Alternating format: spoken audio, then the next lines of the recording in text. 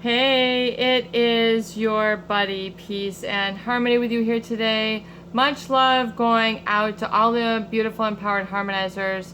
And we're zooming in and focusing in a little bit more in depth in terms of understanding the role of projection, especially as it comes to creating a chasm or a wound that you have experienced in a relationship with an individual who has a personality disorder. Perhaps they're a rageaholic. Perhaps they're an alcoholic, and they're using a lot of defense mechanisms in order to protect themselves from being close to others and really sort of having genuine relationships. The person can be psychopathic or malignant narcissistic, where they're always externalizing blame and never taking responsibility.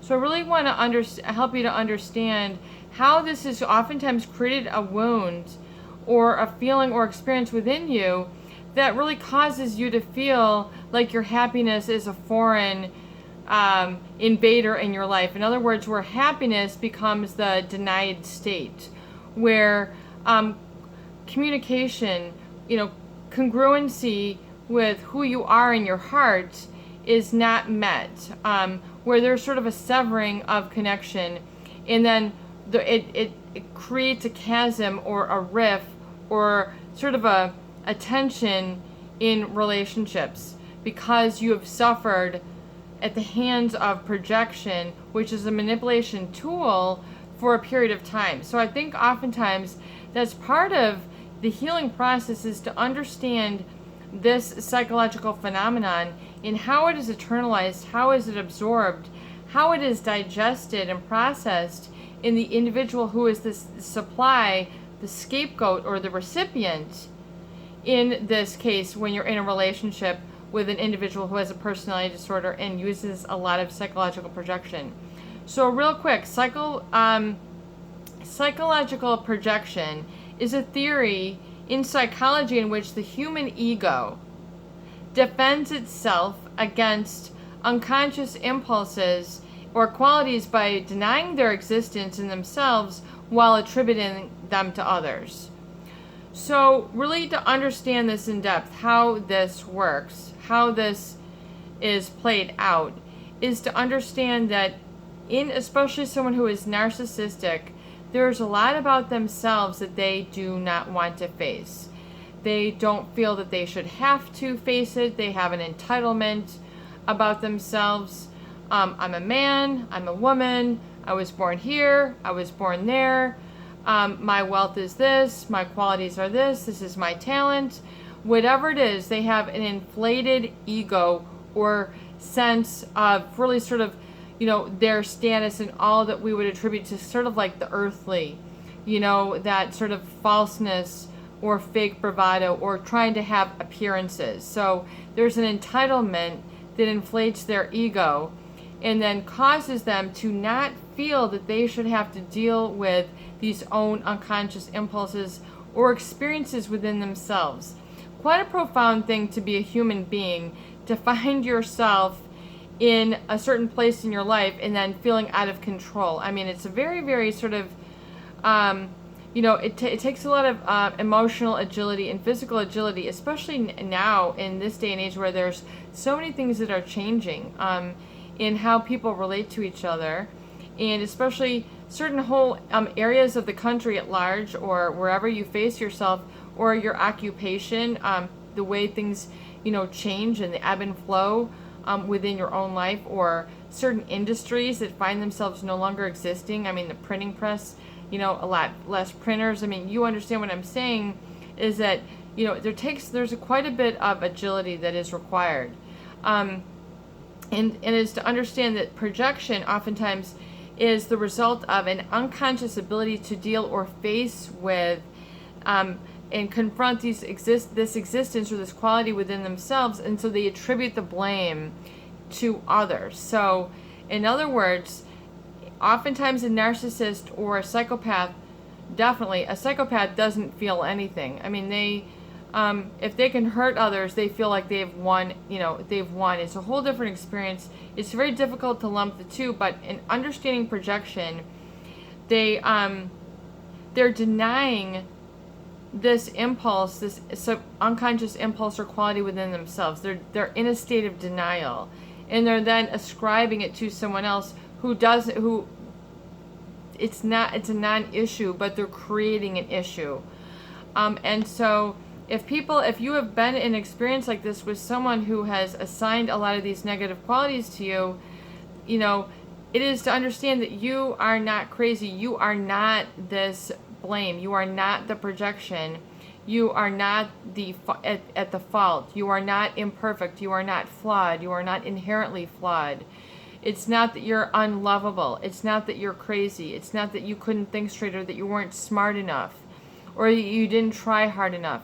These are the issues that they're going to ascribe onto others that they don't have to deal with, because they have a lot of difficulty releasing self-judgment and releasing kind of how they appear onto others. They are very self-conscious in this respect. So they create this chronic self-consciousness in others where they feel consciously flawed, or there's always a barrier that is created, and that the individual, the one who is sabotaged, always feels a sense of a barrier or a limitation. And oftentimes, so as you can see, especially the narcissist, they have a difficulty kind of being, admittance of their own faults or their flaws. They're not able to communicate that. I was wrong. I had, I didn't treat you well, and I am sorry. I hurt you, and I am sorry. I wish that I could have seen this about you, and I'm sorry that I wasn't able to acknowledge you and validate you for this. So it's not oftentimes then coupled with not being able to acknowledge others for who they are. So it's like a double whammy. Oftentimes people who are caught up in relationships that have a lot of projection going on, they oftentimes express, I feel like you never appreciated me for who I am. I feel like you never saw, you never gave me this respect. So it's this whole experience. So it's to understand, though, that the impact that psychological projection can have, and how it can really be digested emotionally in what I call your emotional real estate, your inner space, your inner essence, sort of your inner power, where you're congruent with that higher part of yourself. And yes, these are very esoteric, intangible terms, but I want you to understand and experience that you have a higher guiding system, if you will. You have a GPS within you that's really, in your subconscious, which is not man-made, which is part of your human being. Basically, it's part of your own internal abilities, is to connect to that which is inherently your strength, your goodness, your aptitude, where you're good at, like a fish in water, where you belong. A sense of belongingness, where I flourish, where I thrive, where I'm interested, where I don't have to be self-conscious, where I can just be, and then you can go with the flow. In other words, you become formless. You become, very light. You have a sense of love. You have a chronic feeling of being okay. The chronic warm and fuzzies, if you will. The chronic I love life. The chronic I am okay, I'm good enough, nothing is wrong. When you're in a relationship with a narcissist, there's always going to feeling that there is something wrong, or a shoe's going to drop, because eventually there's going to be a sabotage or a muddling of things, and then the rage will come, or they're not, getting that one up, or they always need to have like that little inch of win above others. And competitors, they always need to have one to be better than. So there's always this sort of competitiveness about them, and they're always looking for someone to be second place. And so the projection oftentimes is a way to ensure that the one who they have sabotaged or decided to hone in and seek a supply, you might be very loving, you might be very giving to them, but you can still be an object of projection, and where they're assigning unconscious qualities or impulses with which aren't inherent within you. And oftentimes they can be whammies, like you are evil, you're crazy, you're too needy, you're clingy, something's missing within you. All these like big looming things, and you're like, what? You'll never recover from. These relationships that hurt for, eons. It's oftentimes the result that experience is because of the psychological projection. That very quality, I feel, is part of the underlying foundational aspects of the wound that a supply will experience when being gaslighted, when being brainwashed, told things, and then having that confusion, not feeling like a human being. You're feeling like inherently flawed. John Bradshaw, toxic shame, and this can be taught very early on. It can be taught, an experience when someone finds themselves in the wrong crowd. You can find yourself around very hurtful, projective, people who engage in a lot of projection. And so I want you to understand that if you have been a victim of this, a target of this, experienced a lot of this, and have a hard time defining yourself now through your own experience and not through the eyes of others, you can't live and be okay simultaneously with trying to conform to the standards of another while living on your own. You need to get to that point where it's saying, okay, I understand. I own my own inherent goodness. I own my own inherent, magnificent, infinite self. So it's a sense of being eternalized, or more or less limitless. In other words, my life will accumulate the good, the positive, the strong feelings. And it doesn't have to be like, and I'm not talking about only accumulating good, but I'm talking about accumulating good feelings, good experiences, good decisions. All of a sudden, things begin to make sense. You begin to feel better. You begin to do better. You begin to feel more energized. You're not feeling the weight of this, of the projection. When you separate and you see how that was used really essentially against you, you shake that away. You take it off like a heavy weighted blanket, and you say, no, I am not that.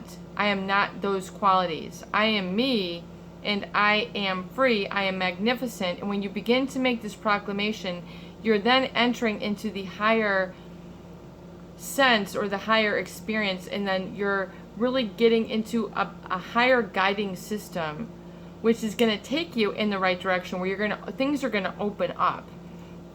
And you're not going to be living according to the projection. You're going to be living by something that's more generating within, a fire within. Things begin to look brighter. Things, a walk begins to sound good. Healthy food begins to sound good.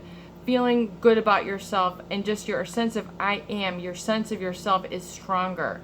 When you are able to distinguish yourself and separate yourself from the events that have created this feeling. So it's saying, okay, I see those were the events that were projected upon me. I'm resensitizing myself. I'm getting rid of that. I'm detaching from that, and I'm seeing that how this was used to keep me small, keep me limited, and I understand that now, and I'm sending that off unto itself. If they want to continue that is up to them. That's not my responsibility and accountability.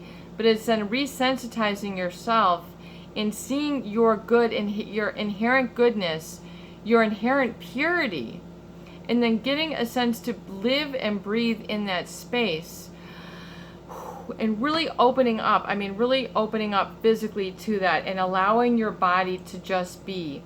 You will do your best in a relaxed body that is not self-conscious, versus being in the projected state that's always trying to conform to a standard and try to, have that duplicity in mind. Oftentimes that experience is created in the experience of those who have been targeted as supply of such. So it's a very sort of deep experience.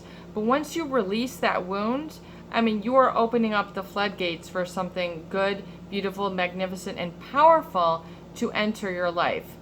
Where then, your I am, which is not limited. It's not a sense of, well, I have to beg for my happiness. Happiness begins to fill your being. You begin to kind of open up. And it's not something that is temporary. It's something that's ongoing once you purify